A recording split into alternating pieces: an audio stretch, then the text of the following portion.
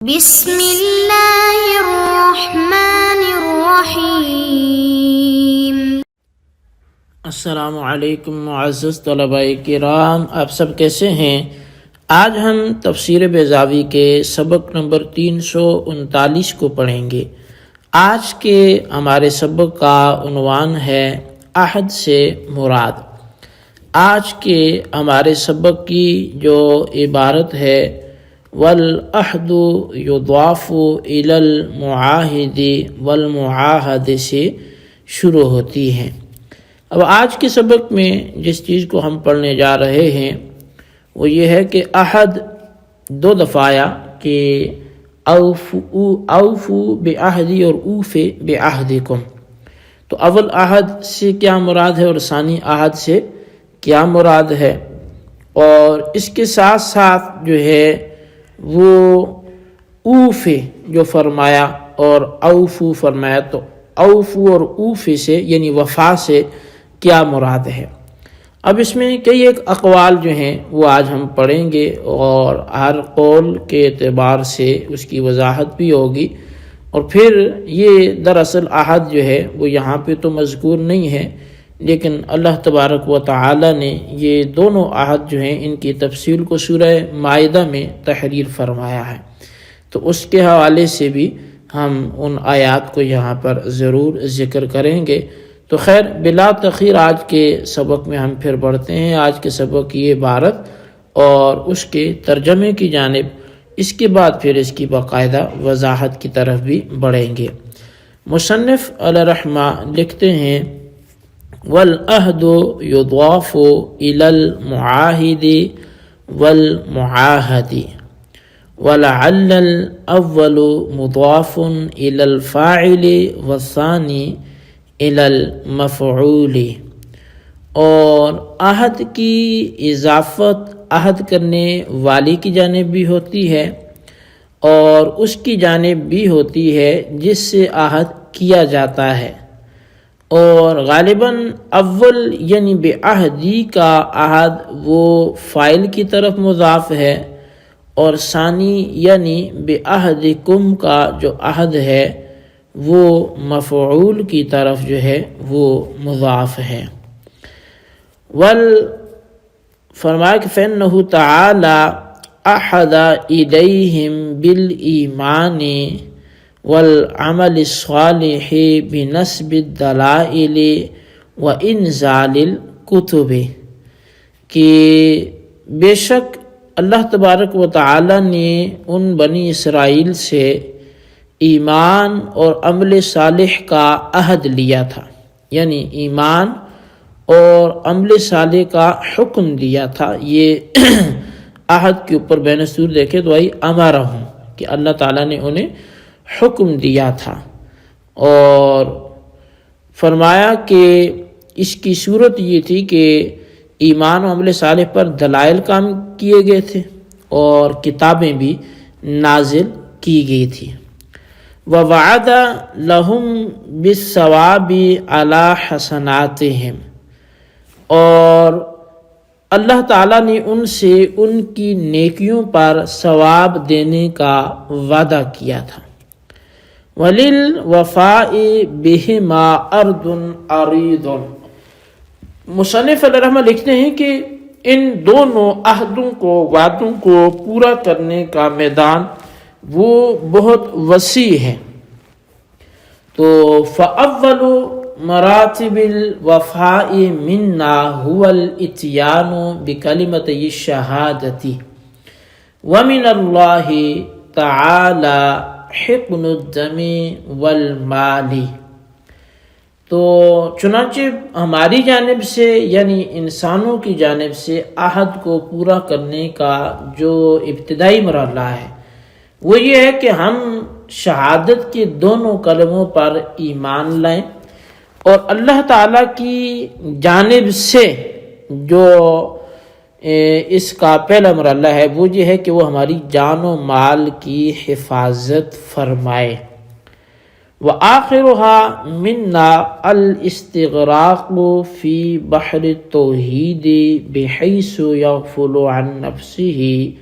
فضلا عن غیرہ، اور ہماری جانب سے اس عہد کا جو آخری درجہ ہے وہ یہ ہے کہ ہم بحر توحید میں، توحید کے سمندر میں اس درجہ مستغرق ہو جائیں، ڈوب جائیں کہ غیر تو غیر ہیں، خود اپنی ذات سے بھی غافل ہو جائیں۔ وَمِنَ اللَّهِ تَعَالَى الْفَوْزُ بِاللِّقَاءِ الدَّائِمِ، اور اللہ تعالیٰ کی جانب سے دوسرا مرحلہ وہ یہ ہے کہ وفائے عہد کا وہ آخری درجہ یہ ہے کہ اپنی دائمی ملاقات سے ہم سب کو نواز دے۔ وما روی عن ابن عباس رضی اللہ عنہما اوفوا بعہدی فی اتباع محمد صلی اللہ علیہ وسلم اوفی بعہدکم فی رفع الآثار والاغلال، اور وہ جو حضرت ابن عباس رضی اللہ تعالی عنہما سے روایت کیا گیا ہے اس بارے میں، وہ یہ ہے کہ میرا وہ عہد پورا کرو جو تم سے میں نے اتباع محمد صلی اللہ علیہ وسلم کے سلسلے میں لیا تھا،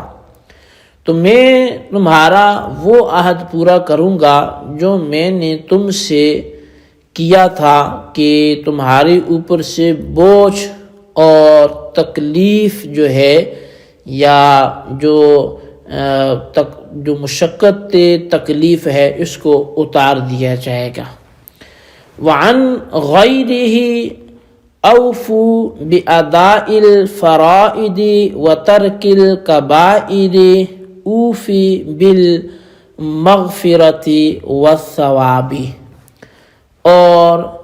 اسی طرح فرمایا کہ وہ تفسیر جو حضرت ابن عباس رضی اللہ تعالی عنہما کے سوا دوسرے حضرات سے منقول ہے، وہ یہ ہے کہ اے بنی اسرائیل، تم فرائض کو ادا کر کے اور کبائر کو ترک کر کے تم لوگ میرا عہد پورا کرو، تو میں تمہاری مغفرت کر کے اور ثواب دے کر تمہارا عہد یعنی جو تم سے کیا ہوا ہے وہ میں پورا کروں گا۔ اوفوا بالاستقامت علی الطریق المستقیم اوفی بالکرامت والنعیم المقیم فبالنظر الی الوسائط، تو فرمایا کہ یا پھر یہ کہ تم صراط مستقیم پر استقامت اختیار کر کے میرا عہد پورا کرو، تو عزت اور بزرگی اور دائمی نعمتیں دے کر میں تم سے کیا ہوا وعدہ پورا کروں گا۔ فرمایا کہ فبالنظر الی الوسائط، یہ تمام تفسیریں درمیانی مدارج کے لحاظ سے ہیں، ورنہ ابتدائی اور انتہائی درجہ تو وہی ہے جو پیچھے سب سے پہلے بیان ہو چکا۔ اور وقیل کلاہما مضاف الی المفعول،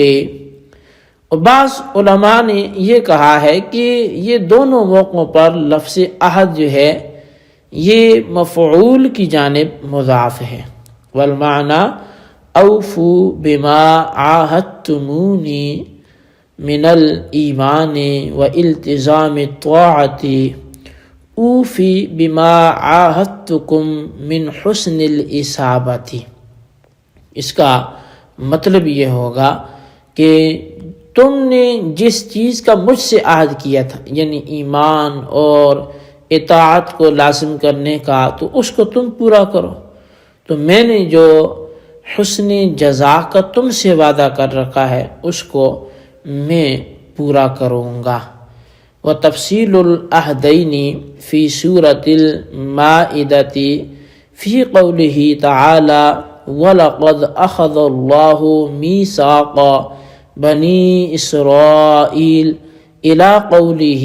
وَلَأُدْخِلَنَّهُمْ جَنَّاتٍ تَجْرِي مِن تَحْتِهَا الْأَنْهَارُ، اور فرمایا کہ ان دونوں عہدوں کی جو تفصیل ہے وہ اللہ تعالیٰ کے ارشاد وَلَقَدْ أَخَذَ اللَّهُ مِيثَاقَ بَنِي إِسْرَائِیلَ سے لے کر وَلَأُدْخِلَنَّكُمْ جَنَّاتٍ تک بیان ہوئی ہے، جو سورہ مائدہ میں ہے۔ اور وَقُرِئَ أُوفِ بِالتَّشْدِيدِ لِلْمُبَالَغَةِ، اور اوف بعہدکم میں جو لفظ اوف ہے، ایک قراءت میں یہ تشدید کے ساتھ بھی پڑھا گیا ہے اور یہ تشدید کے ساتھ مبالغے کے لیے پڑھا گیا ہے۔ جی طلبہ کرام، یہ تھی ہمارے آج کے سبق کی عبارت اور اس کا ترجمہ۔ اب اس کی کوئی زیادہ وضاحت کی تو ضرورت نہیں ہے، ہر ایک چیز جو ہے وہ ترجمے سے ہی واضح ہے۔ اگر آپ کو پھر بھی سمجھ نہ آئی ہو تو ایک دفعہ پھر سے سن لیں۔ البتہ اس میں جو اللہ تبارک و تعالی کے عہد کو یاد دہانی سورہ مائدہ کے حوالے سے کروائی گی تو اس کا ہم ضرور ذکر کرتے ہیں۔ اصل میں اللہ تعالیٰ نے بنی اسرائیل سے عہد لیا تھا اور ان سے عہد کیا بھی تھا، اور ان دونوں عہدوں کی جو تفصیل ہے وہ سورہ مائدہ میں اللہ تبارک و تعالیٰ نے بیان فرمائی۔ اور ان سے عہد لیا یہ گیا تھا کہ وہ نماز قائم کریں گے، زکوٰۃ ادا کریں گے، رسولوں پر ایمان لائیں گے اور ان کی نصرت کریں گے اور اللہ کی راہ میں قرض حسن دیں گے۔ اور جو اللہ تعالیٰ نے اس کے بدلے میں عہد ان سے کیا تھا وہ یہ تھا کہ ان کے گناہوں سے درگزر فرمائے گا اور جنتیں کہ جن کے نیچے نہریں بہہ رہی ہیں ان میں ان کو داخل کرے گا۔ اب وہ آیت کریمہ کیا ہے کہ وَلَقَدْ أَخَذْنَا مِيثَاقَ بنی اسرائیل وبعثنا منهم 12 نقیبا وقال اللہ انی معکم لئن اقمتم الصلاة وآتیتم الزکاة وآمنتم برسلی وعزرتموهم وأقرضتم اللہ قرضا حسنا لأكفرن عنكم سیئاتکم ولأدخلنکم جنات تجری من تحتها الانہار۔ اب اس میں وَأَقْرَضْتُمْ جو ہے وَأَقْرَضْتُمُ اللَّهَ قَرْضًا حَسَنًا تک یہ بعہدی کا ذکر ہے، یعنی یہاں تک جو میرا تم سے وعدہ ہے، اور اس کے بعد کا ٹکڑا بعہدکم کا جو ہے وہ مصداق ہے۔ تو اب اللہ تعالیٰ فرماتے ہیں کہ بنی اسرائیل میں نے تم کو جس چیز کا حکم دیا تھا یا جن چیزوں پر میں نے تم سے عہد لیا تھا وہ چیزیں تم پوری کرو، اور میں نے تم سے جو وعدہ کیا ہے وہ میں پورا کروں گا۔ اب آیت کریمہ میں عہد اول بمعنی وصیت اور حکم کے ہے، اور جو عہد ثانی ہے وہ بمعنی وعدے کے ہے، اور معاہد